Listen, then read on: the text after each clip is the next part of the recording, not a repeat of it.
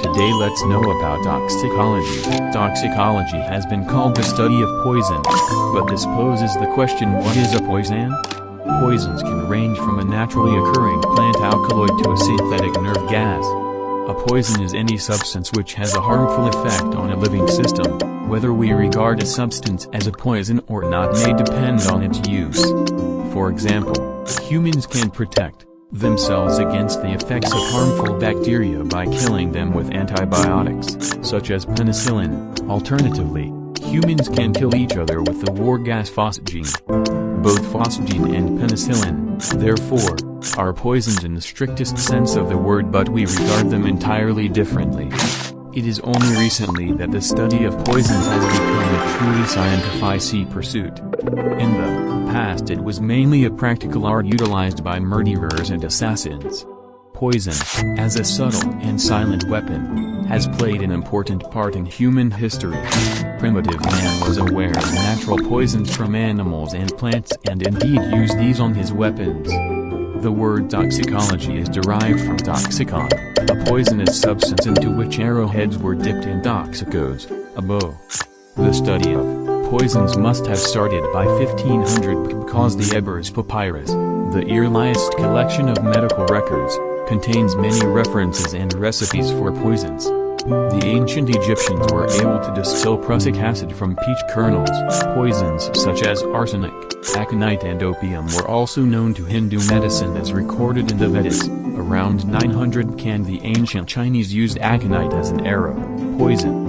Hippocrates in his writings, 400 BC, showed that the ancient Greeks had a professional awareness of poisons and of the principles of toxicology, particularly with regard to the treatment of poisoning by influencing absorption.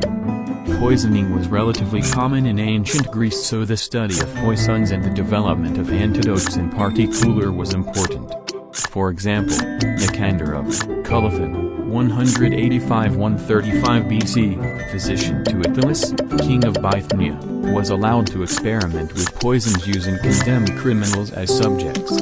As a result of his studies he wrote a treatise on antidotes to poisonous reptiles and substances, Theriaca and Alexipharmaca, and mentioned 22 specific poisons including ceruse, white lead, litharge, lead oxide, aconite, wolfsbane, cantharids, conium, hemlock, hyoscyamus, henbane, and opium. He recommended linseed tea to induce vomiting and sucking the venom from the bite of a venomous mouse animal as treatments. Similarly, King Mithridates used criminals to search for antidotes to venom and poisonous substances and regularly protected himself with a mixture of 50 different antidotes, Mithridatum. Legend has it that he was unable to poison himself when suicide became necessary. The term Mithridatic, meaning antidote, is derived from his name. The first known law against poisoning was issued in Rome by Sulla in 82 BC to protect against careless dispensing. The Greek physician Dioscorides, AD 50, made a particularly significant contribution to toxicology by classifying poisons as animal, plant or mineral and recognizing the value of emetics in the treatment of poisoning. His treatise on Materia Medica was the major work on poisons for the 15th centuries.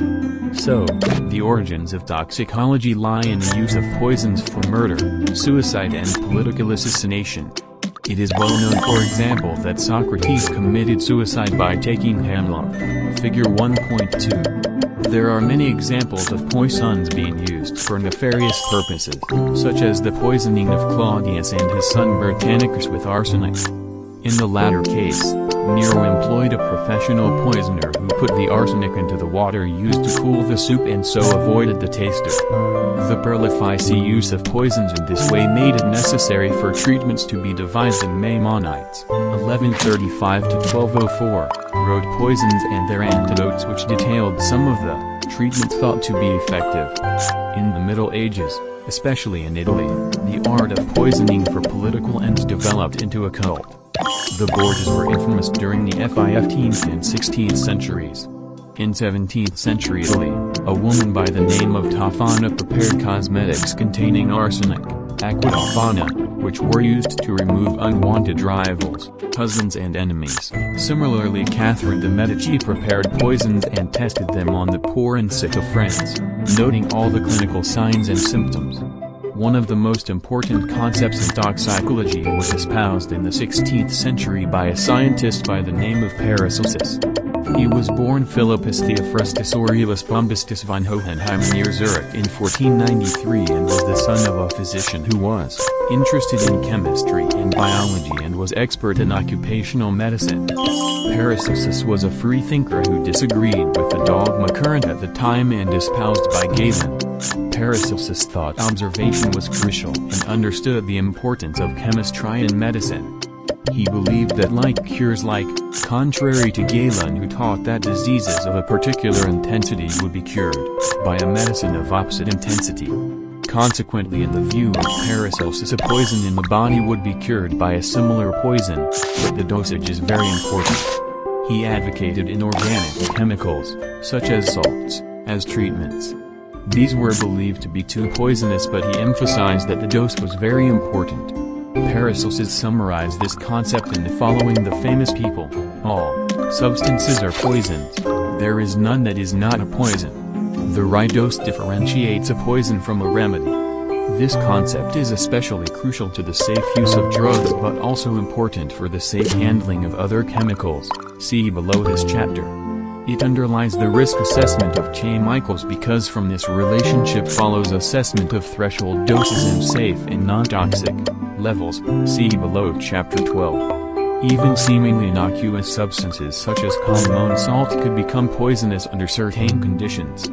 Paracelsus also believed that diseases were localized to particular organs and also that poisons would damage particular organs, target organs, something we now also know to be generally true. His contribution to medicine and toxicology was enormous, although not recognized until after his death in 1541. Another significant figure in toxicology was Orfila, a Spanish physician, 1787 to 1853, who recognized it as a separate discipline and contributed to forensic toxicology by devising means of detecting poisonous substances and therefore proving that poisoning had taken place. From then on, toxicology began to develop in a more scientific manner and began to include the study of the mechanism of action of poisons.